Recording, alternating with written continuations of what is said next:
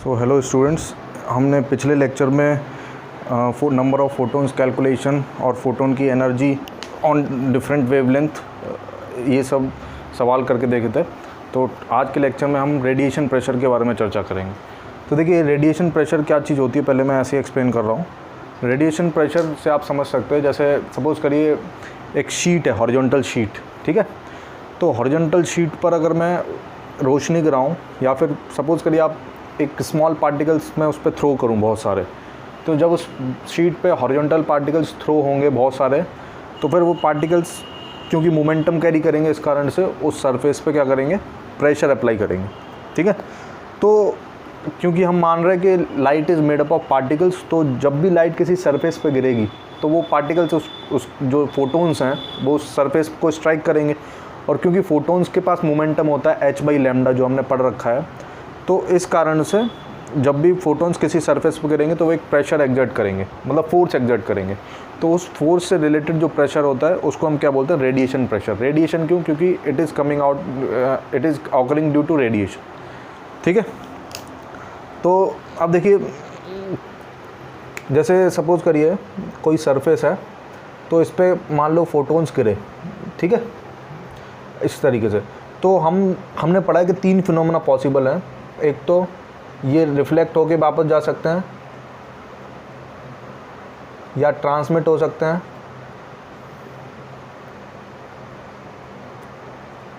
या फिर एब्जॉर्ब हो सकते हैं, ठीक है। तो 3 फिनोमेना पॉसिबल हैं।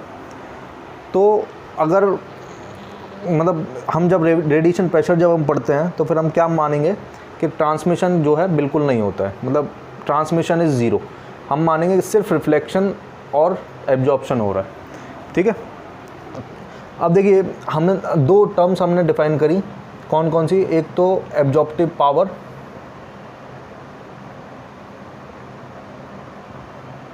ठीक है, इसको स्मॉल a से रिप्रेजेंट करते हैं, और ये होता है एनर्जी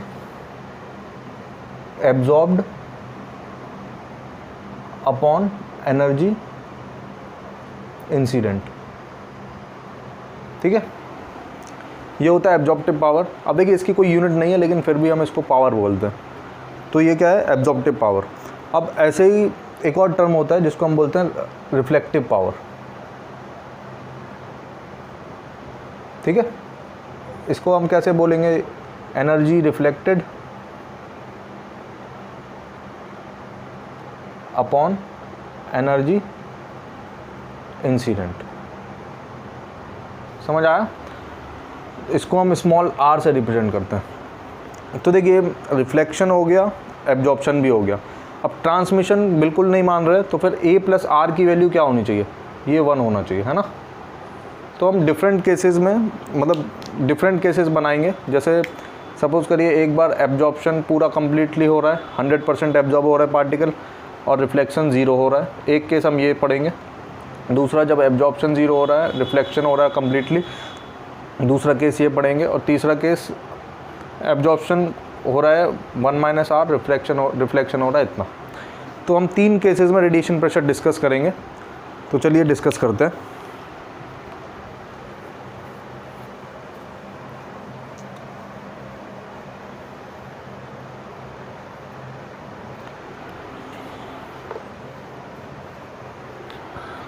तो सपोज़ करिए ये केस नंबर 1 है। ये एक सरफेस है और इस पे ऐसे रेडिएशन गिर रहा है,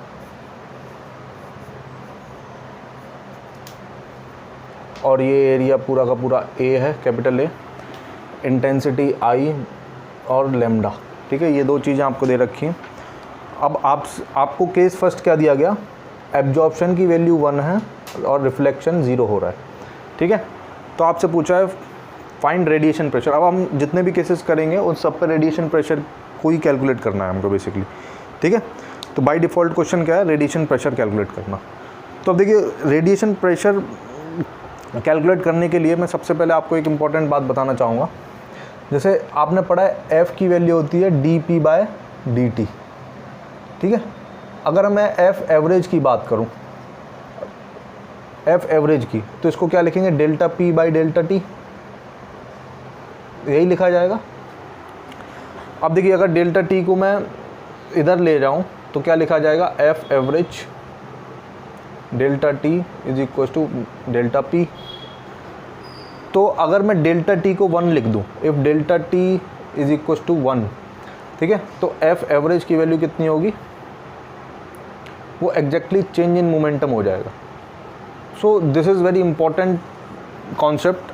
अगर जब भी आपको सवालों में एवरेज फोर्स पूछा जाए तो फिर आप क्या कर सकते हैं कि 1 सेकंड में टोटल मोमेंटम चेंज आप कैलकुलेट कर लीजिए, तो उससे आपको क्या पता चल जाएगा, एवरेज फोर्स की वैल्यू पता चल जाएगी। ठीक है, तो हमारा हम यही कॉन्सेप्ट यहाँ पर यूज़ करेंगे एवरेज फोर्स निकालने के लिए।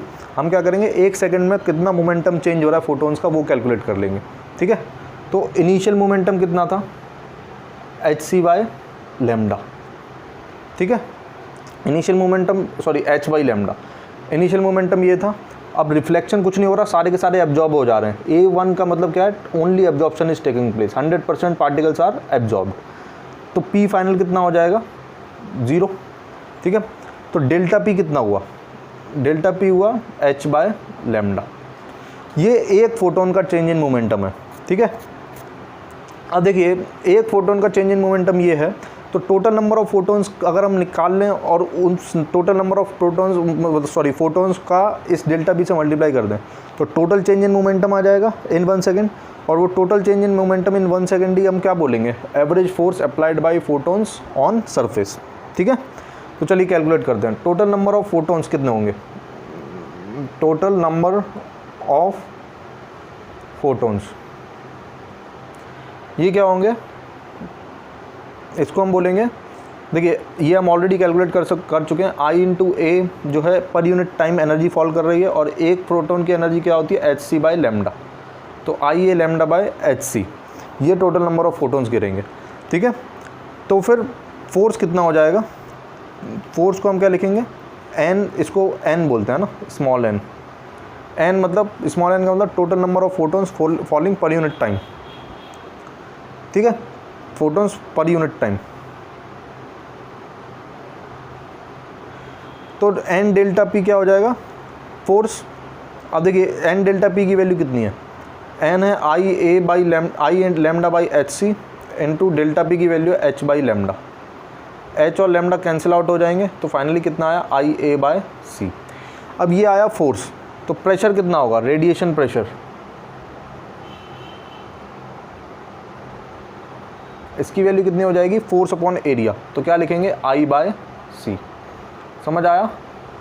तो पूरा अगर 100% एब्जॉर्ब हो रहा है और वर्टिकली गिर रहा है रेडिएशन, तो फिर हम क्या बोलेंगे, रेडिएशन प्रेशर क्या है, I/c। समझ आया। So this is case first.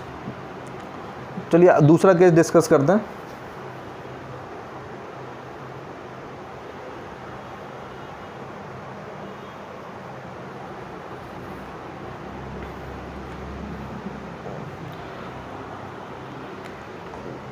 मान लीजिए एब्जॉर्प्शन की वैल्यू अभी 0 है और आर की वैल्यू 1 है, रिफ्लेक्टिव पावर 1 है। तो इसका मतलब क्या है, 100% पार्टिकल जितने भी आ रहे हैं वो सब के सब रिफ्लेक्ट हो रहे हैं। ठीक है, तो n की वैल्यू तो अभी भी वही रहने वाली है। n कितना रहेगा, IA/hc इंटू लैम्डा।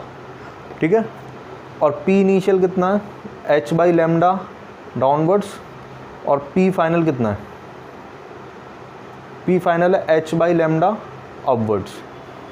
ठीक है, अब देखिए एक बात और मैं बताना चाहूँगा, क्योंकि हम फोटोन्स को पार्टिकल मान रहे हैं, तो फिर जितने भी पार्टिकल्स में लॉ होते हैं, जैसे फोटोन लाइट है तो साउंड जैसे लॉ फॉलो करती है, और लॉ ऑफ रिफ्लेक्शन जैसे लाइट फॉलो करती है, तो इसलिए फोटोन्स भी फॉलो करेंगे। अगर मान लीजिए एक फोटोन आया ऐसे थीटा एंगल पर इंसिडेंट हुआ, तो वो रिफ्लेक्ट भी कितने पर ही होगा, थीटा एंगल पर ही। समझ आया। तो फिर हम मतलब लॉ ऑफ रिफ्लेक्शन एकदम वैलिड मानेंगे इन केस ऑफ फोटोन्स। ठीक है, तो देखिए चेंज इन मोमेंटम कितना हो जाएगा, डेल्टा पी की वैल्यू कितनी हो जाएगी, 2h/λ। ठीक है, अब देखिए 2h/λ हुआ, तो नंबर ऑफ फोटोन्स हमारे पास पता है और डेल्टा पी की वैल्यू पता है, तो एफ एवरेज निकल जाएगा इजीली। एफ एवरेज की वैल्यू कितनी होगी, n डेल्टा पी, तो ये कितना हो जाएगा, I A lambda by H C into 2h by lambda, ठीक है।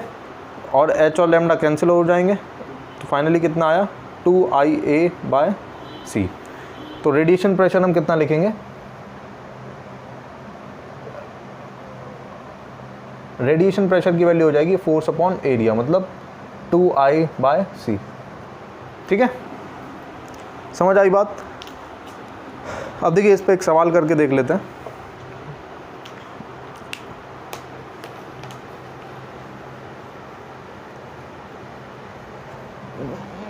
चलिए एक लास्ट जनरल केस और कर लेते हैं, फिर उसके बाद हम सवाल करके देखेंगे, है ना।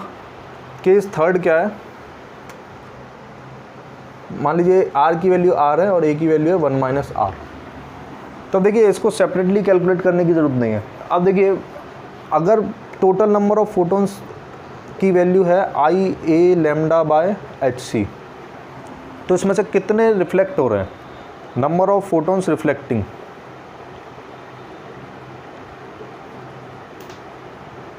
वो कितने हैं, R इंटू एन, मतलब R इंटू क्या लिखेंगे आप, R into I A lambda by H C, ठीक है।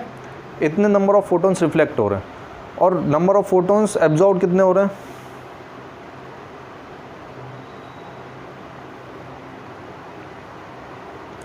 वो है 1 माइनस आर इंटू एन, मतलब 1 minus R into I A lambda by H C, यही होगा। अब देखिए जो रिफ्लेक्टिंग फोटोन्स हैं उनके कारण से जो फोर्स लग रहा था वो क्या था 2I, मतलब उसके कारण जो प्रेशर आया था वो क्या था 2I बाई सी, ठीक है।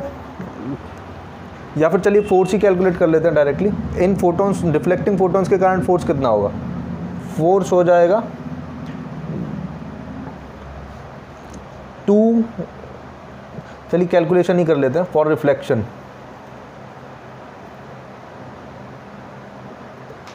पी इनिशियल कितना है h by lambda downward, P final कितना है h बाई लैम्डा अपवर्ड, तो डेल्टा पी कितना हुआ 2h बाई लैम्डा। तो फोर्स कितना होगा n डेल्टा पी, और n की वैल्यू कितनी है रिफ्लेक्शन वाली के लिए ये, तो r into I A lambda by h into C, ये n की वैल्यू है, और डेल्टा पी कितना है 2h बाय लैम्डा। तो लैम्डा और h कैंसिल हो जाएंगे, तो कितना आया r into I A bye सी। ऐसे इसके कारण से कितना आ जाएगा, मैं डायरेक्टली लिख रहा हूँ फॉर एब्जॉर्प्शन,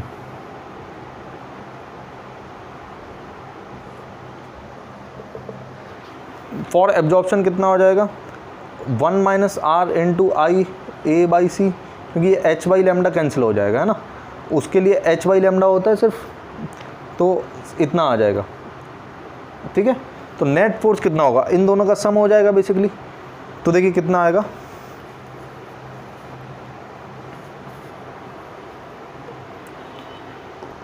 एफ नेट वो कितना होगा, आई ए बाई सी कॉमन आ जाएगा इन दोनों में से, देखिए, और अंदर क्या बचेगा 1 माइनस आर प्लस आर, तो मतलब 1 plus R, 1 minus R plus R, है ना, सॉरी यहाँ पे 2r आएगा क्योंकि ये 2 है, ठीक है, तो 2 इंटू आर, तो 1 माइनस आर प्लस 2r, तो क्या होगा 1 प्लस आर।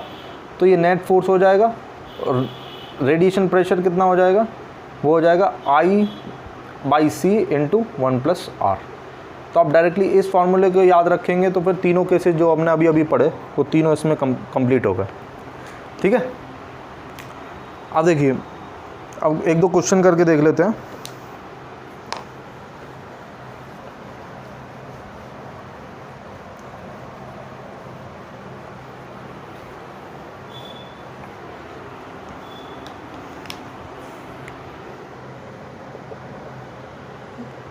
सपोज करिए एक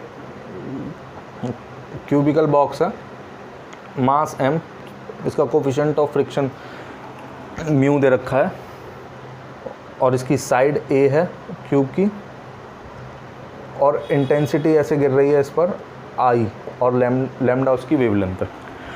तो आपसे क्वेश्चन पूछा है find minimum I for the box to move, ठीक है। तो देखिए मूव करने के लिए मिनिमम फोर्स कितना होना चाहिए, एफ मिनिमम शुड बी कितना होना चाहिए, F minimum mu into M into g, ठीक है।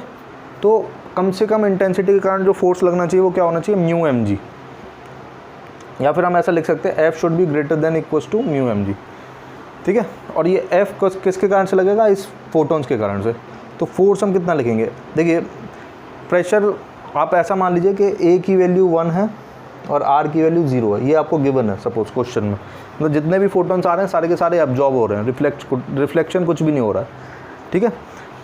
तो हमने प्रेशर की वैल्यू इस वाले केस में कितनी पड़ी थी, I/C, ठीक है। तो I/C into A square side, मतलब इसका एरिया कितना हो जाएगा जिस सरफेस पर ये गिरेगा, ए स्क्वायर, और ये है प्रेशर, तो फोर्स कितना होगा, प्रेशर इंटू एरिया। तो I/C into A square should be greater than equals to what, mu M G. So I should be greater than equals to mu M G into C by A square. So this is the answer to this problem, ठीक है। अब चलिए एक अच्छा question करके देख लेते हैं। सपोज करिए एक इस तरीके से एक डिस्क है, स्मॉल डिस्क, जिसका रेडियस r है और ये एंगल थीटा है। इस पे से इंटेंसिटी I फॉलो हो रही है और लैम्डा से, और सेम केस a की वैल्यू आपको 1 एज्यूम करनी है, r की वैल्यू 0 एज्यूम करनी है, ठीक है। और आपसे पूछा है if this is in equilibrium, if equilibrium exists then calculate theta, ठीक है। अब देखिए इस डिस्क का अगर फ्री बॉडी मास इसका मान लीजिए स्मॉल m दे रखा है। अब अगर इस डिस्क का फ्री बॉडी डायग्राम बनाएंगे तो नेट फोर्स इस पर 0 होना चाहिए बेसिकली। तो चलिए सॉल्व करते हैं इसको।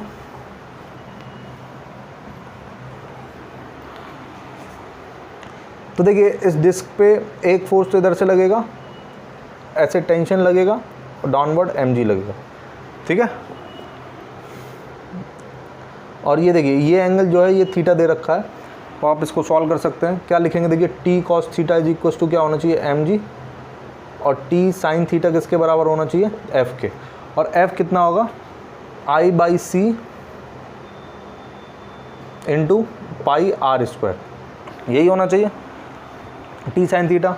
अब इन दोनों को डिवाइड कर दीजिए तो देखिए कितना आएगा, cot theta is equals to mg by I pi r square into c, ठीक है। या फिर आप लिख सकते हैं tan theta is equals to I into pi r square by mg into c. तो थीटा की वैल्यू क्या आ जाएगी, tan inverse I pi r square by mg into c. So this is the answer to this problem. अब देखिए ऐसे कई सवाल अनंत बनाए जा सकते हैं। मैंने आपको 2 सिंपल बेसिक क्वेश्चन करके दिखाए हैं, तो आई होप आप इन 2 सवाल की मदद से बाकी के क्वेश्चन भी सॉल्व कर पाएंगे, ठीक है। चलिए और केसेस करते हैं रेडिएशन प्रेशर के।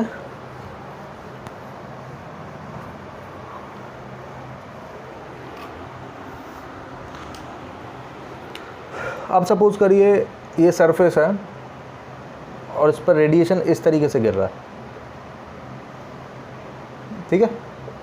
ये एंगल थीटा दे रखा है आपको, और वही केस I और लैम्डा, और इनिशियल केस जो है इसमें A की वैल्यू 1 है, R की वैल्यू 0 है। अभी आपको रेडिएशन प्रेशर बताना है, ठीक है। अब देखिए सबसे पहला केस में हमने माना कि 100% फोटोन्स एब्जॉर्ब हो रहे हैं और रिफ्लेक्शन कुछ भी नहीं हो रहा है। अब देखिए P इनिशियल जब आप लिखेंगे तो P इनिशियल कितना है, P इनिशियल तो अभी भी h बाई लैम्डा है, लेकिन डायरेक्शन क्या है उसका, ऐसा, ठीक है। और P फाइनल कितना हो जाएगा, P फाइनल हो जाएगा 0। तो डेल्टा P कितना हुआ, ये हुआ h बाई लैम्डा ऐसे, समझ आया। तो P delta change in momentum कितना हुआ, h बाई लैम्डा इस तरीके से, ठीक है। तो फोर्स कितना लगेगा।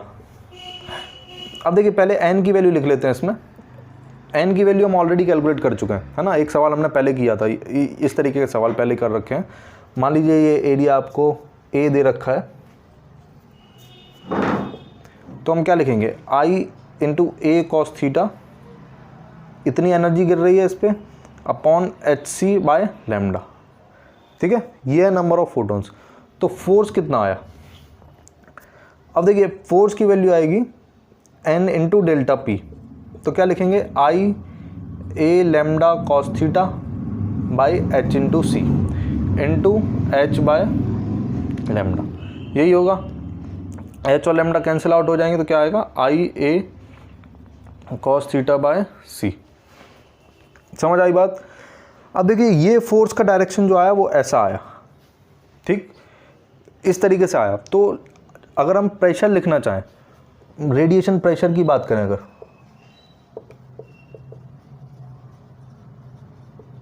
तो वो कितना लिखेंगे। देखिए अब जब हम प्रेशर निकालेंगे तो प्रेशर की वैल्यू क्या होती है, F परपेंडिकुलर का मॉड अपॉन एरिया का मॉड, यही होता है। मतलब फोर्स का परपेंडिकुलर कंपोनेंट लेंगे हम सरफेस से अपॉन एरिया वेक्टर का मैग्नीट्यूड, ठीक है। तो फिर F परपेंडिकुलर कितना है, I A cos theta by c, ठीक है। और इसका परपेंडिकुलर कंपोनेंट क्या होगा, इसका perpendicular component into cos theta और होगा और डिवाइडेड बाय एरिया। तो एरिया और एरिया कैंसिल हो जाएगा तो कितना आएगा I by C cos square theta. समझ में आई बात। अब देखिए आप याद कर सकते हैं जब ये परपेंडिकुलर गिर रहा था तो थीटा की वैल्यू कितनी थी, 0, ठीक है। तो जब आप थीटा को 0 रखेंगे यहाँ पे तो ये कॉस स्क्वायर थीटा कितना हो जाएगा 1। तो फिर रेडिएशन प्रेशर आई बाई सी जो कि पिछले केस में आया था, ठीक है। अब चलिए इसका सेकंड पार्ट करते हैं।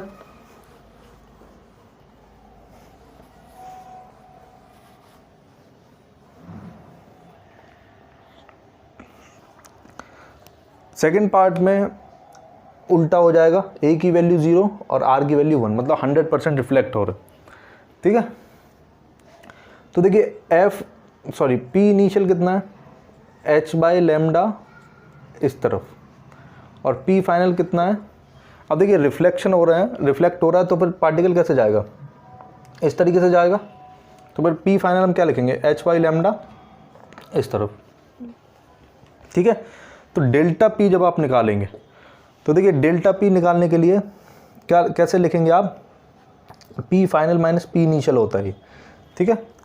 अब देखिए delta P final minus P initial होता है तो कैसे कैलकुलेट करेंगे, पी फाइनल वेक्टर इस तरफ है और माइनस पी इनिशियल वेक्टर किधर होगा, क्योंकि पी इनिशियल इस तरफ है तो माइनस पी इनिशियल कैसे होगा, ऐसे। तो इसका डायरेक्शन क्या आएगा, एग्जैक्टली अपवर्ड आएगा, ठीक है। या फिर आप बेसिकली क्या कर सकते हैं, ये एंगल आपको कितना दिया है, थीटा, ठीक है, और ये एंगल भी कितना हो जाएगा, थीटा। तो फिर इसके कॉस थीटा वाले कंपोनेंट ऐड हो जाएंगे और बचे हुए नेग्लेक्ट हो जाएंगे। तो डेल्टा पी कितना आ जाएगा, 2H by lambda cos theta. समझ आया, ये H बाई लैम्डा, ये भी H by lambda, H by lambda cos theta, H by lambda cos theta. तो डेल्टा पी कितना आएगा, 2H by lambda cos theta, ठीक है। अब डेल्टा पी पता चल गया। अब n की वैल्यू तो अभी भी वही है, कितनी, I A cos theta by HC into lambda, ये n की वैल्यू है। अब फोर्स हम कितना लिखेंगे, अब देखिए क्योंकि change in momentum directly perpendicular आया तो अब इसका कंपोनेंट नहीं लेना है हमको। फोर्स डायरेक्टली कितना हो जाएगा, n इंटू डेल्टा पी। तो n कितना, I A cos theta by HC into lambda, ठीक है। और डेल्टा पी कितना है, into 2H by lambda cos theta. तो H बाई लैम्डा कैंसिल हो जाएगा तो फाइनली कितना आएगा, 2IA cos square theta by c, ठीक है। तो रेडिएशन प्रेशर कितना होगा इस केस में, 2I by C cos square theta, ठीक है। अब याद करिए जब कॉस स्क्वायर थीटा डायरेक्टली हम इसको क्यों लिख पाए, इसमें हमने कंपोनेंट क्यों नहीं किया, क्योंकि फोर्स अपने आप परपेंडिकुलर डायरेक्शन में आया तो इसका कंपोनेंट नहीं करना है हमको, ठीक है। तो रेडिएशन प्रेशर की ये वैल्यू आ गई। अब देखिए थीटा की वैल्यू अगर 0 डालेंगे तो डायरेक्टली 2I बाई सी आ रहा है जो हमने पिछले केस में किया था, ठीक। अब इसका लास्ट केस और कर लेते हैं, जब मिक्स रहे, मतलब कुछ पार्ट एब्जॉर्ब हो और कुछ पार्ट रिफ्लेक्ट हो जाए, ठीक है। ये मान लीजिए R है और ये 1 माइनस R, ठीक है। तो देखिए डायरेक्टली लिख सकते हैं R इंटू, क्योंकि प्रेशर स्केलर क्वांटिटी होती है तो जो प्रेशर रिफ्लेक्शन के कारण आएगा वही और जो एब्जॉर्प्शन के कारण आएगा उन दोनों को अगर ऐड कर देंगे, दोनों डाउनवर्ड ही आ रहे हैं, तो उन दोनों को अगर ऐड कर देंगे तो हमें नेट प्रेशर मिल जाएगा। तो मैं डायरेक्टली लिख रहा हूँ pressure, radiation pressure is equal to R into, देखिए रिफ्लेक्शन के केस में कितना आया था 2I/c cos square theta plus 1 minus R into I/c cos square theta, यही आया था। तो अब इन दोनों को जब आप जोड़ेंगे तो क्या आएगा I/c cos square theta into 1 plus R।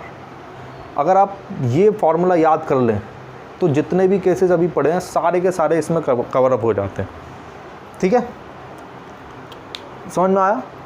तो this is one formula for everything till now we have discussed. तो अब देखिए एक स्पेशल केस और मैं आपको करा देता हूँ, उसको मैं प्रूव नहीं करके दिखाऊंगा, डायरेक्टली उसकी समरी दे रहा हूँ, है ना।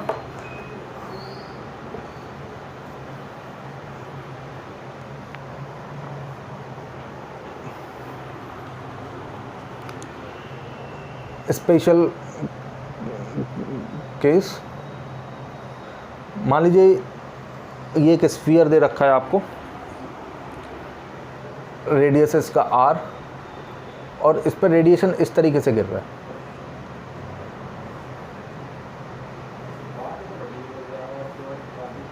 ठीक है, I और लैम्डा,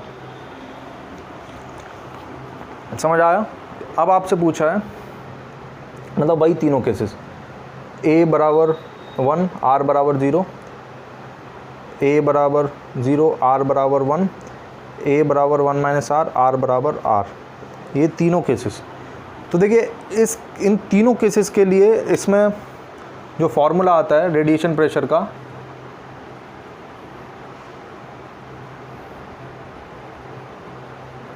ये होता है I/c into projected area. Projected area इस केस में क्या होगा, सोचिए ये वाला एरिया हो जाएगा, ठीक है, और ये एरिया क्या है पाई इंटू R स्क्वायर, तो सिंपली ये हो जाएगा। समझ आया? तो ऐसे किसी भी कर्व्ड सरफेस वाले केसेस में अगर आपको रेडिएशन प्रेशर लिखना हो तो आप ऐसे लिख सकते हैं। अगर सपोज करिए यहाँ पर इस तरीके से मान लीजिए कोन होता, ठीक है, ये R और ये H, ठीक है, और इस तरीके से रेडिएशन फॉल हो रहा है, तो अब आप कैसे लिखेंगे, डायरेक्टली आंसर कैसे लिखेंगे? देखिए I/c into projected area. Projected area एक ट्राइंगल बन जाएगा जिसका बेस कितना होगा 2R। देखिए ये ट्राइंगल बनेगा एक,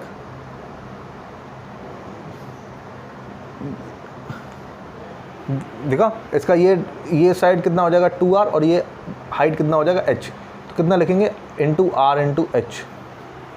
so this will be radiation pressure. ठीक है, तो ये मैं विदाउट प्रूफ लिख रहा हूँ, आपको ये रिजल्ट याद रखना है। ठीक है, इन तीनों केसेस के लिए इसका भी और इसका भी दोनों का फॉर्मूला सेम आता है। ठीक है, तो this is all about radiation pressure. अब हम पढ़ेंगे कुछ एक्सपेरिमेंटल रिजल्ट्स और कंक्लूजन जो कि हमको मिले फोटो इलेक्ट्रिक इफेक्ट को ऑब्जर्व करते समय। ठीक है,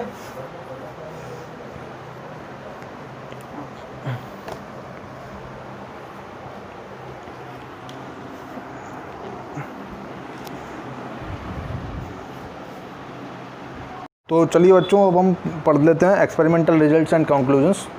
तो अभी तक हमने रेडिएशन प्रेशर के बारे में देखा। अब देखिए ये जो फोटो इलेक्ट्रिक इफ़ेक्ट जो मतलब जो इफ़ेक्ट हमने पाया गया नेचर में, इसका सबसे पहले हमने कुछ लैब में या फिर डेली लाइफ में कुछ इसका ऑब्जर्वेशन देखा। फिर उस ऑब्जर्वेशन को देखने के बाद हमने कुछ एक्सप्लेनेशन ड्रॉ किए, तो उन्हीं चीज़ों को भी हम पढ़ेंगे। तो देखिए सपोज़ करिए दो पर्सन्स, ये मैं एक कहानी की तरह सुना रहा हूँ, मतलब लगभग इस कहानी से आपको सब कुछ समझ में आ जाएगा जितना भी हमें जानने के लिए, मतलब इस टॉपिक में जितना भी जानने के लिए है। तो चलिए देखते हैं। मान लीजिए दो पर्सन मार्केट से मान लीजिए दो बल्ब लेकर आए, दोनों 100 वाट्स के, ठीक है, लेकिन डिफरेंट कंपनी के। ठीक है, दोनों पर्सन्स लैब में आकर उन्होंने एक्सपेरिमेंट करना स्टार्ट किया। तो उन दोनों ने क्या किया, एक सेम मेटल की प्लेट ली, मतलब सेम मेटल, दोनों मेटल सेम लिए और दोनों ने 100 वाट्स के बल्ब से इस पर एनर्जी गिराई। समझ में आया क्या हुआ? तो दोनों ने इस पर ऐसे एनर्जी गिराई तो पर्सन ए ने देखा कि उसके मेटल सरफेस से इलेक्ट्रॉन एमिशन नहीं हुआ, और उसने बी पर्सन ने देखा कि उसके से तुरंत हो गया, इससे इलेक्ट्रॉन एमिशन हुआ। तो फिर कन्फ्यूजन हुआ कि ए पर्सन सोचने लगा कि भाई दोनों ने सेम वॉट का बल्ब लगाया, तो फिर और मेटल सरफेस भी सेम ली, सेम मेटल सरफेस है ना,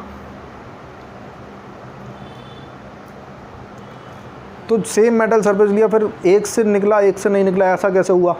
तो उन्होंने सोचा हो सकता है एनर्जी की कुछ कमी रह गई हो। तो ए पर्सन ने क्या किया, उसने 2 बल्ब्स लगाए, नंबर इंक्रीज़ कर दिया, उसने 2 बल्ब्स लगाए, तब भी एनर्जी नहीं निकली, तब भी इलेक्ट्रॉन नहीं निकले। उसने ऐसे 3 बल्ब लगाए, 4 बल्ब लगाए, ऐसे बल्ब की संख्या बढ़ाते गया, 1000 वॉट तक कर दिया, तब भी इलेक्ट्रॉन एमिशन नहीं हुआ।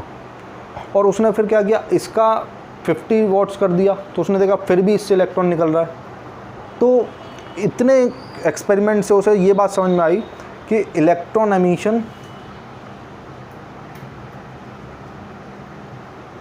Does not depend on total energy falling. ठीक है, मतलब पहला कंक्लूजन क्या हमें मिला, electron emission does not depend on total energy falling. समझ में आया? अब उसने सोचा अगर टोटल एनर्जी फॉलिंग पे अगर इलेक्ट्रॉन एमिशन नहीं डिपेंड करता तो फिर किस चीज़ पर डिपेंड करेगा? तो उसने सोचा कि भाई रेडिएशन है, इस रेडिएशन के पास कुछ और चीज़ें भी होती है, जैसे लैम्डा होता है, मान लीजिए लैम्डा 1 और इसका करस्पॉन्डिंग फ्रीक्वेंसी f1, ऐसी लैम्डा 2 इसकी फ्रीक्वेंसी f2। तो उसने देखा कि ये जो फ्रीक्वेंसी थी इसकी सेम मेटल सरफेस थी, तो उसने देखा ये f1 जो था ये f2 से कम था और ये इसकी फ्रीक्वेंसी से ज़्यादा था। तो उसने सोचा फ्रीक्वेंसी चेंज, मतलब फ्रीक्वेंसी की वजह से ही ऐसा हो रहा है, उसको ये समझ में आया। तो उसने क्या किया, इसकी फ्रीक्वेंसी फिर थोड़ी इंक्रीज़ कराई, उसने इसकी फ्रीक्वेंसी इंक्रीज़ कराई। तो उसने देखा कि इसकी फ्रीक्वेंसी इंक्रीज़ कराने के बाद कुछ समय के बाद रेडिएशन होने लगा। तो उसे ये समझ में आया कि electron emission depends on frequency of radiation falling. तो हम क्या लिख सकते हैं, एक और conclusion, electron emission depends upon frequency of radiation falling.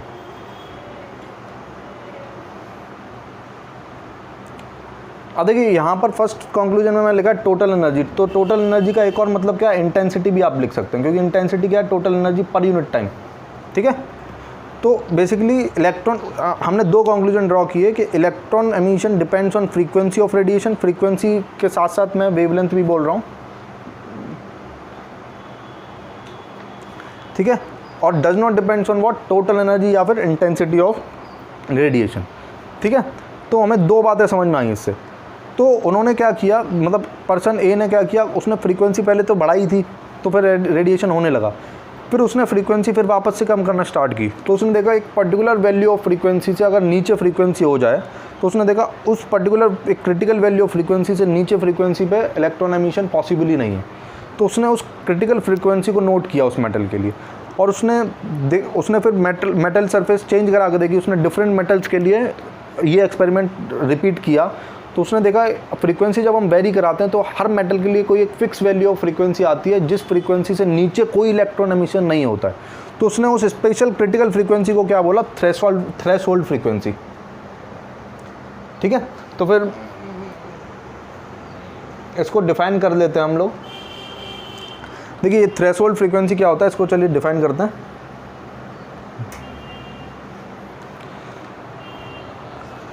Threshold frequency के बारे में लिख सकते हैं, मिनिमम फ्रीक्वेंसी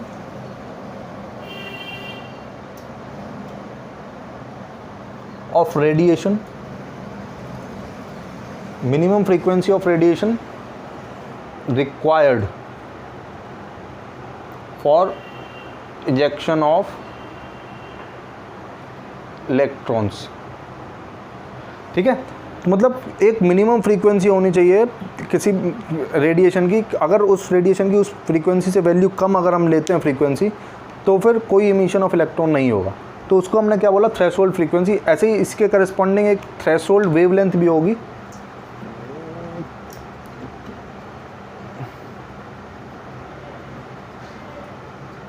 तो इसके लिए हम क्या लिख सकते हैं, और देखिए फ्रीक्वेंसी और जो वेवलेंथ होते हैं वो दोनों इन्वर्सली प्रोपोर्शनल होते हैं ना, क्योंकि हम क्या लिखते हैं, b = f लैम्डा लिखते हैं, ठीक है। तो frequency is inversely proportional to lambda. तो अगर हम मिनिमम फ्रीक्वेंसी ले रहे हैं तो फिर मैक्सिमम वेवलेंथ लिखेंगे, maximum wavelength required for ejection of electron. मतलब इस मैक्सिमम वेवलेंथ से अगर हम वेवलेंथ भेजेंगे तो फिर कोई एमिशन नहीं होगा, ठीक है। मतलब इस लैम्डा नॉट से वेवलेंथ कम होनी चाहिए, मतलब लैम्डा जो होना चाहिए वो लेसर देन लैम्डा नॉट होना चाहिए। लैम्डा नॉट में किसको बोल रहा हूँ, इसको थ्रेशोल्ड वेवलेंथ को, और थ्रेशोल्ड फ्रीक्वेंसी को बोल रहा हूँ एफ नॉट। मतलब फॉर इलेक्ट्रॉन एमिशन क्या कंडीशन होनी चाहिए, वन कंडीशन क्या होनी चाहिए, लैम्डा नॉट से छोटा होना चाहिए, और सेकंड एफ जो है ग्रेटर देन होना चाहिए एफ नॉट से। समझ में आया? तो ये दो कंडीशन फुलफिल होनी चाहिए, तभी जाके इलेक्ट्रॉन पॉसिबल हो, मतलब इलेक्ट्रॉन एमिशन पॉसिबल होगा। अब दूसरी बात उन्हें क्या समझ में आई कि अगर मैं वेव नेचर मानता हूँ लाइट का, तो ये वेव नेचर से एक्सप्लेन होता ही नहीं है। देखिए वेव नेचर में क्या फैलेसीज आती हैं, तो वो हम डिस्कस कर लेते हैं, दैट इज़ क्वाइट इम्पॉर्टेंट।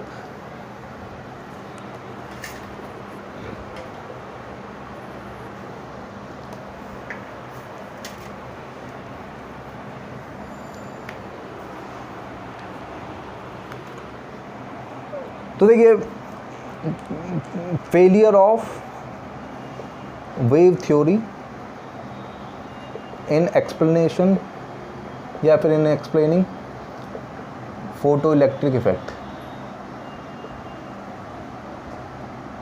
ठीक है। तो कैसे फेल हुआ, देखिए अब हम पढ़ेंगे। तो हम जानते हैं, अगर मान लीजिए ये एक मेटल सरफेस है और इस पे मान लीजिए लाइट वेव ऐसे इस तरीके से ट्रेवल कर रही है, सपोज करिए। अब लाइट वेव जब फॉल करेगी इस पे, तो सपोज करिए इसको मिनिमम एनर्जी चाहिए, मिनिमम जो इसका मतलब मिनिमम फ्रीक्वेंसी जो इसको चाहिए इलेक्ट्रॉन को बाहर होने के लिए, तो उस मिनिमम फ्रीक्वेंसी के करस्पॉन्डिंग जो एनर्जी होगी, तो minimum energy required for electron to eject, तो इसको हम क्या लिखेंगे, H F naught, where F naught is what, threshold frequency, ठीक है, थ्रेशोल्ड फ्रीक्वेंसी। तो H F naught minimum energy चाहिए इलेक्ट्रॉन को बाहर निकलने के लिए। तो सपोज करिए इस मेटल के लिए मिनिमम, देखिए इस मिनिमम एनर्जी को एक नया नाम देते हैं, इस मिनिमम एनर्जी को हम क्या बोलते हैं, वर्क फंक्शन, ठीक है, इसको फाई से रिप्रेजेंट करते हैं। और ये वर्क फंक्शन क्या होता है, minimum energy for electron to eject for a particular metal, ठीक है, फॉर अ मेटल। ये हर मेटल के लिए फिक्स होता है ना, fix for a metal, fix for every metal. मतलब हर मेटल के लिए एक मिनिमम अमाउंट ऑफ एनर्जी, एक फिक्स वैल्यू होती है उसकी, कि रेडिएशन अगर उतनी एनर्जी मिनिमम प्रोवाइड करा पाएगा इलेक्ट्रॉन को तो वो बाहर निकल जाएगा, और अगर वो नहीं प्रोवाइड करा पाया तो फिर नहीं निकलेगा। तो देखिए वेव थ्योरी क्या अज्यूम करती है कि देखिए वेव जो है कंटिन्यूस प्रोसेस ऑफ एनर्जी है। Wave is what, wave is continuous flow of energy, ठीक है,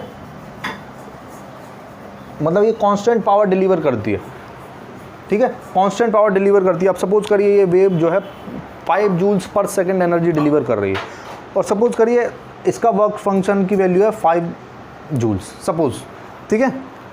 अगर फाई की वैल्यू 5 जूल है इस मेटल सरफेस के लिए, तो और वेव जो है मतलब कंटिन्यूस प्रोसेस ऑफ एनर्जी है, तो सपोज करिए and power delivered by wave ये है 1 जूल पर सेकेंड।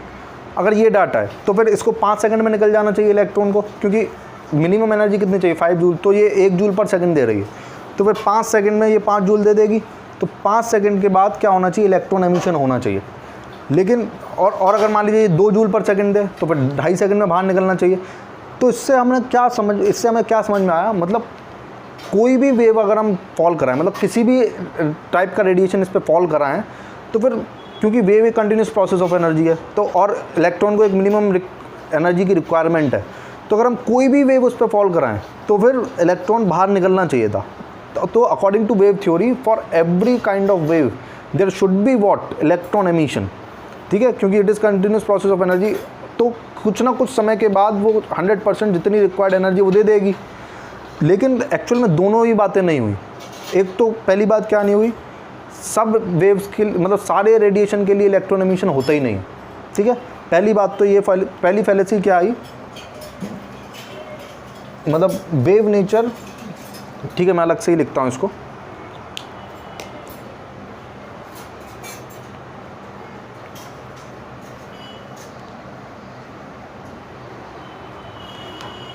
मैं लिख कर दिखा रहा हूँ। According to wave nature of light there should be emission of electrons for every radiation, but this is not found। समझ में आया? ऐसा नहीं हुआ।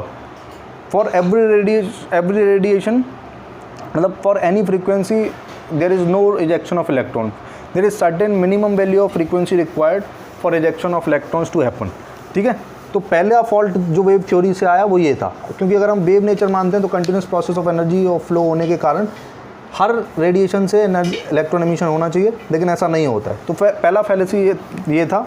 दूसरा फॉल्ट क्या था इसका, मतलब इसमें कुछ टाइम लैग हो रहा था। मतलब ये बोल रहा था कि 5 जूल, जैसे अभी हमने एक एग्जांपल किया कि 1 जूल पर सेकंड लेकर आ रही थी तो उसको 5 सेकंड लगे इलेक्ट्रॉन को बाहर निकलने में, मतलब कुछ टाइम लगेगा लेकिन निकलेगा ज़रूर। तो according to wave theory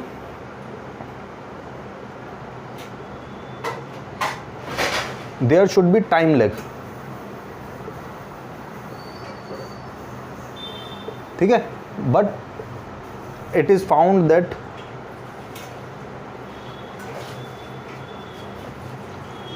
electron emission is an instantaneous process, ठीक है, मतलब there is no time lag।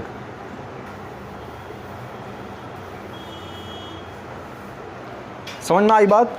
तो ये 2 मेजर ड्रॉबैक्स थे वेव थ्योरी जो एक्सप्लेन नहीं कर पाई थी। तो इसलिए उस समय क्योंकि ड्यूअल नेचर की बात हो चुकी थी तो उन्होंने सोचा वेव थ्योरी से नहीं हो रहा है तो फिर पार्टिकल थ्योरी से तो होना चाहिए, तो उन्होंने पार्टिकल थ्योरी से एक्सप्लेन करने का कोशिश किया। तो देखते हैं उन्होंने क्या कंक्लूजन ड्रॉ किया उससे। तो उन्होंने सोचा चलिए पार्टिकल थ्योरी से एक्सप्लेन करके देखते हैं। तो उनको पता था कि एनर्जी जो है, एक फोटोन की एनर्जी कितनी होती है, एनर्जी ऑफ 1 फोटोन, ये कितनी होती है 1 मतलब h इंटू एफ, ठीक है। तो it is related with frequency. तो उन्होंने देखा एक मिनिमम फ्रीक्वेंसी के लिए, मतलब अगर मिनिमम फ्रीक्वेंसी है तो फिर इलेक्ट्रॉन बाहर निकल जाएगा, और उस फ्रीक्वेंसी से कम है तो फिर इलेक्ट्रॉन बाहर नहीं निकलेगा। तो उन्होंने देखा कि एक फ़ोटोन अगर मतलब फ़ोटोन से अगर हम ऐसा कंसिडर करें कि एक फ़ोटोन इस पर टकराया और मिनिमम एनर्जी जो रिक्वायर्ड थी वो थी HF0, और इसने दी HF मतलब एनर्जी ड्यू टू फोटोन, ठीक है, 1 फोटोन, इससे HF एनर्जी गिरी। तो फिर if HF is greater than HF0 then electron emission happens, electron emission happens, ठीक है। मतलब इस HF0 को हम क्या बोल रहे हैं, फाई। तो बेसिकली क्या हुआ, अगर मान लीजिए ये 10 इलेक्ट्रॉन वोल्ट्स एनर्जी हमने रेडिएशन डाला और इसका रेडिएशन मतलब जो वर्क फंक्शन था वो था लेट्स से 2 इलेक्ट्रॉन वोल्ट, ठीक है। तो एक्सपेरिमेंटली क्या देखा गया, जो मैक्सिमम काइनेटिक एनर्जी वाला इलेक्ट्रॉन निकला उसकी काइनेटिक एनर्जी मैक्सिमम कितनी पाई गई, 10 - 2 इलेक्ट्रॉन वोल्ट, मतलब 8 इलेक्ट्रॉन वोल्ट। तो बेसिकली हमने क्या इक्वेशन देखी, मतलब जो फ्रीक्वेंसी हम रेडिएशन की दे रहे हैं वो मिनिमम किसके बराबर होनी चाहिए, HF0 प्लस KE मैक्स, ठीक है। अब देखिए ये इक्वेशन आई। अब ये जो KE मैक्स है ये ज़रूरी नहीं हर इलेक्ट्रॉन जितने भी बाहर निकल रहे सबके पास ही मैक्सिमम काइनेटिक एनर्जी होगी, ऐसा नहीं होता है। मतलब इसको मैं एक्सप्लेन करके दिखाता हूँ ऐसा क्यों नहीं होता। देखिए अब देखिए सपोज करिए मेटल सरफेस है, अब इसमें कई सारे इलेक्ट्रॉन्स हैं इस तरीके से, मतलब वो रैंडमली कहीं पे भी बिखरे पड़े हैं इस तरीके से। तो अब हो सकता है ये एनर्जी जो आई ये सरफेस वाले इलेक्ट्रॉन्स को नहीं मिली, सपोज करिए इस वाले इलेक्ट्रॉन को मिली जो काफ़ी अंदर था। तो जब ये एनर्जी इस इलेक्ट्रॉन को मिली तो मान लीजिए वर्क फंक्शन था 2 इलेक्ट्रॉन वोल्ट, है ना। तो हो सकता है ये एक्साइड हुआ ये इलेक्ट्रॉन, और ये इलेक्ट्रॉन एक्साइड होने के कारण से हो सकता है कोलिजन करे ये अपने सराउंडिंग इलेक्ट्रॉन से। तो जब कोलिजन करेगा तो उसके कारण से क्या होगा, ये एनर्जी लूज़ करेगा। तो इसकी जो एनर्जी कुछ लूज़ हो जाएगी, इसके कारण से क्या, मान लीजिए सपोज करिए 10 इलेक्ट्रॉन वोल्ट इसने दी और वर्क फंक्शन कितना 2 इलेक्ट्रॉन वोल्ट। तो इसको काइनेटिक एनर्जी मैक्सिमम कितनी हो सकती थी 8 इलेक्ट्रॉन वोल्ट्स, ठीक है। लेकिन इसने कुछ एनर्जी लूज़ कर दी। अगर सपोज करिए 8 इलेक्ट्रॉन वोल्ट्स इसने पूरी की पूरी लूज़ कर दी, तो 8 इलेक्ट्रॉन वोल्ट पूरी लूज़ कर देगा तो फिर ये बाहर ही नहीं निकल पाएगा। लेकिन अगर इसने कम लूज़ की, सपोज करिए 4 इलेक्ट्रॉन वोल्ट्स लूज़ कर दी, तो जो इलेक्ट्रॉन बाहर निकलेगा उसकी एनर्जी कितनी बचेगी 4 इलेक्ट्रॉन वोल्ट। तो फिर हम ऐसा लिख सकते हैं काइनेटिक एनर्जी जो इलेक्ट्रॉन बाहर निकलती है उसकी जो रेंज है वो क्या होती है, लेसर देन के मैक्स और 0, मतलब 0 से काइनेटिक एनर्जी मैक्सिमम के बीच में होती है। इक्वलिटी इसलिए नहीं लगाई क्योंकि ये पॉसिबल नहीं है, मतलब मैक्सिमम काइनेटिक एनर्जी कभी भी नहीं होती है, कुछ ना कुछ लॉस हो ही जाता है, और 0 भी नहीं होती है। तो फिर इन बिटवीन 0 to के मैक्स काइनेटिक एनर्जी निकलती है। आप चाहें तो इसका ग्राफ भी बना सकते हैं, मतलब number of electrons versus kinetic energy. तो इसका ग्राफ कुछ इस तरीके से बनता है, मतलब ये पैराबोला नहीं है लेकिन कुछ इस तरीके से ग्राफ बनता है। ये मैक्सिमम नंबर ऑफ मतलब मैक्सिमम काइनेटिक एनर्जी है, सॉरी मैंने रिवर्स बना दी, यहाँ पर नंबर ऑफ इलेक्ट्रॉन्स और ये काइनेटिक एनर्जी। तो मैक्सिमम काइनेटिक एनर्जी कुछ पर्टिकुलर इलेक्ट्रॉन की होती है, मतलब बहुत ही ज़्यादा कम इलेक्ट्रॉन की संख्या होती है वो, और मैक्सिमम रेंज क्या है वो 0 to के मैक्स ही लाई करते हैं, ठीक है। तो देखिए अब एनर्जी जो हम गिराते हैं तो फिर मतलब सपोज करिए 10 जूल इलेक्ट्रॉन, 10 जूल हमने रेडिएशन से एनर्जी गिराई, ठीक है। अब 10 जूल एनर्जी गिराई अगर हमने, तो फिर अब 10 जूल में सपोज करिए कितने नंबर ऑफ फोटॉन्स होंगे, नंबर ऑफ फोटॉन्स।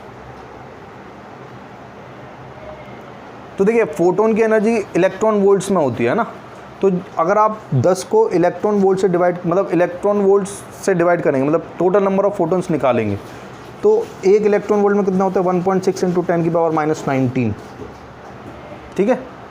अब ये नंबर बहुत बड़ा आएगा, मतलब it is very small, very very very great. मान लीजिए अगर मैं 0.01 जूल भी अगर देता, सपोज करिए 10⁻³ जूल भी एनर्जी गिराता, तो भी ये इनफाइनाइट नंबर ऑफ मतलब बहुत ज़्यादा नंबर ऑफ फोटॉन्स आएंगे। तो फिर बेसिकली कई सारे फोटॉन्स जब गिरते हैं तो हमने ऐसा देखा कि जैसे अगर 1000 फोटॉन्स अगर हमने गिराए तो हार्डली 0.1 to 1% इतना इलेक्ट्रॉन ही एमिट होता है, समझ में आया। मतलब 1000 फोटॉन्स अगर गिराए, ऐसे फोटॉन्स जिनकी फ्रीक्वेंसी थ्रेशोल्ड से ज़्यादा थी, ठीक है, तो 1000 फोटॉन्स अगर गिराए तो उसमें से 0.1 to 1% ही इलेक्ट्रॉन एमिशन होता है, बाकी सबका नहीं होता है। समझ में आई बात। अब देखिए कुछ और इम्पोर्टेंट बातें करते हैं, ये बात आप नोट कर सकते हैं, 0.1 to 1% ही एमिशन होता है ना, 1000 नंबर ऑफ फोटॉन्स। अब और आपको दूसरी बात क्या समझ में आई, जो रेंज होती है काइनेटिक एनर्जी की वो क्या होती है 0 to के मैक्स, ठीक है।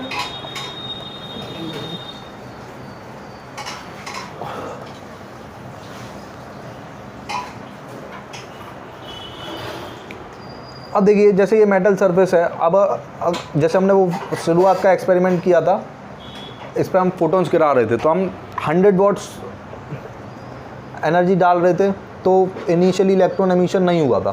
फिर हमने क्या किया, फ्रीक्वेंसी को इंक्रीज़ कराया था, तो फिर इलेक्ट्रॉन एमिशन होने लगा था, ठीक है। तो अब 2 बातें हम इसमें बोल सकते हैं। हमने क्या माना कि 1 फोटोन कैन इजेक्ट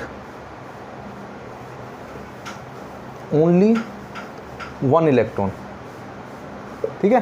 पहली बात तो ये बोली हमने कि एक फोटोन खाली एक ही इलेक्ट्रॉन को इजेक्ट कर सकता है, ऐसा नहीं कि 2 इलेक्ट्रॉन को मतलब उसने इजेक्ट कर दिया।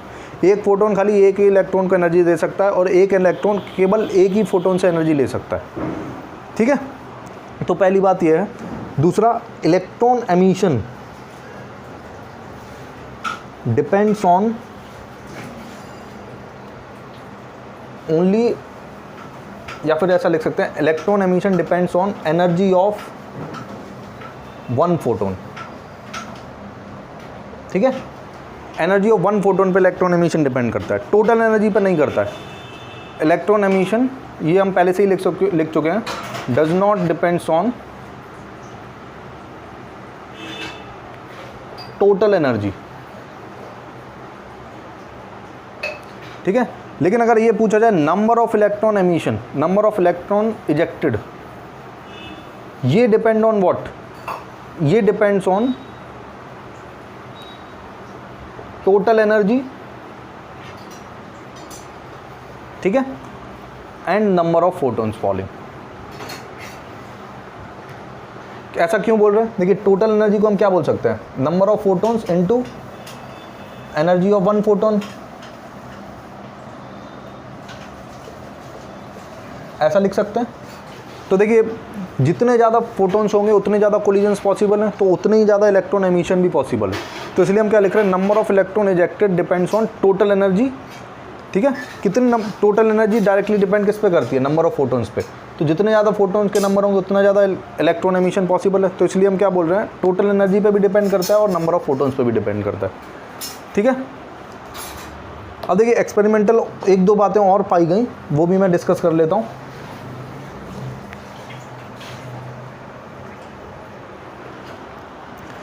जैसे सपोज करिए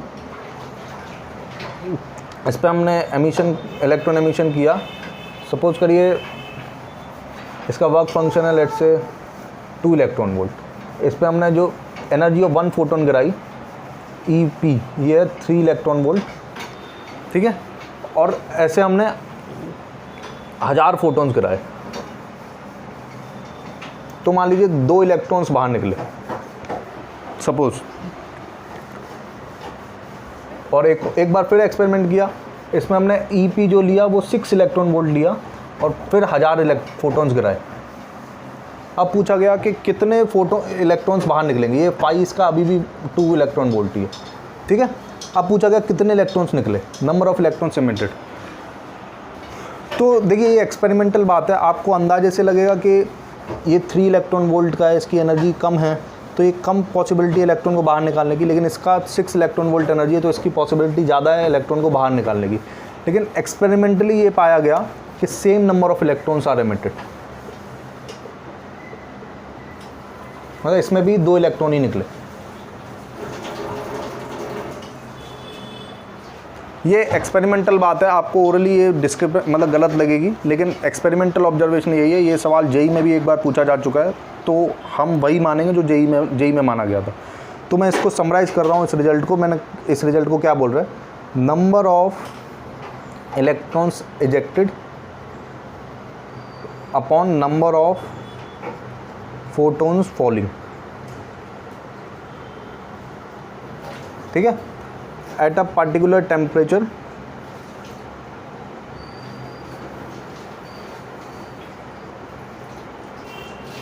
फॉर अ मेटल। ये जो रेशियो होता है ये कांस्टेंट होता है। ठीक है, चाहे आप एनर्जी बढ़ा दें फोटॉन्स की, मतलब वो अगर जब तक थ्रेशोल्ड फ्रीक्वेंसी से ज़्यादा फ्रीक्वेंसी वाले फोटॉन्स हैं तब तक आप कितनी भी एनर्जी बढ़ा दें, नंबर ऑफ फोटॉन्स अगर सेम है और तो number of ejected electron upon number of photons falling for a particular metal and at particular temperature this ratio is constant. तो देखिए ये आपको एक्सपेरिमेंटली गलत लगे, लेकिन आपको ये याद रखना है ना। और चलिए एक दो क्वेश्चन करके देख लेते हैं हम।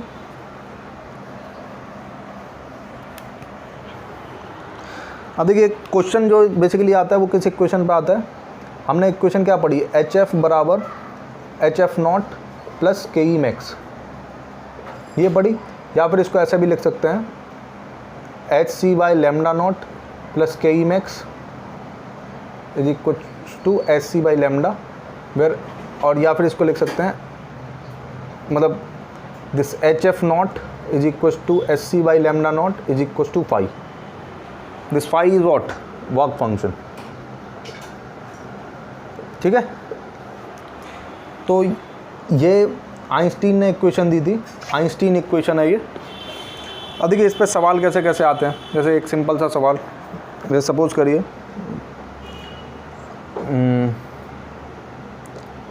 If the incident frequency of radiation is doubled, then Ke max will increase by, मान लीजिए ऑप्शन दे दिए जाएं 2 times increase, 2 times, more than 2 times,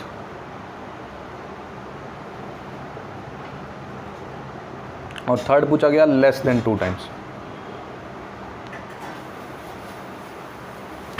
मतलब ये ऑप्शंस हैं। मतलब क्वेश्चन क्या है, अगर मान लीजिए इंसिडेंट फ्रीक्वेंसी अगर हम रेडिएशन की डबल कर दें तो काइनेटिक एनर्जी जो मैक्सिमम होगी इलेक्ट्रॉन की वो कितने टाइम्स इंक्रीज होगी, 2 times, मोर देन 2 times या लेस देन 2 times। तो देखिए इसको कैसे सॉल्व करेंगे। देखिए मान लीजिए इनिशियली थी HF और वर्क फंक्शन तो फाई ही रहेगा प्लस KE1, ठीक है। फिर हमने डबल कर दिया तो 2HF हो गया, ये is equal to phi plus KE2, ठीक है। अब देखिए अगर ऊपर वाली इक्वेशन को 2 से मल्टीप्लाई कर दें तो ऊपर वाली इक्वेशन क्या बनेगी, 2HF is equal to 2 plus 2KE1। अब इन दोनों को सब्ट्रैक्ट कर दीजिए तो देखिए क्या आता है, 0 इज इक्वल टू, इन दोनों को सब्ट्रैक्ट करेंगे तो 5 प्लस 2KE1 माइनस KE2, ठीक है, यही बनेगी। अब देखिए KE1 प्लस, मतलब KE1 को हम क्या लिख सकते हैं, KE2 को क्या लिख सकते हैं, 2KE1 प्लस 5।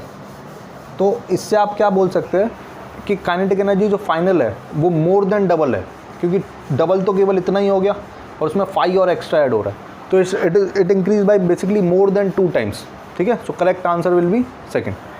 चलिए एक क्वेश्चन और हम करके देख लेते हैं, बाकी का फिर हम नेक्स्ट लेक्चर में पढ़ेंगे।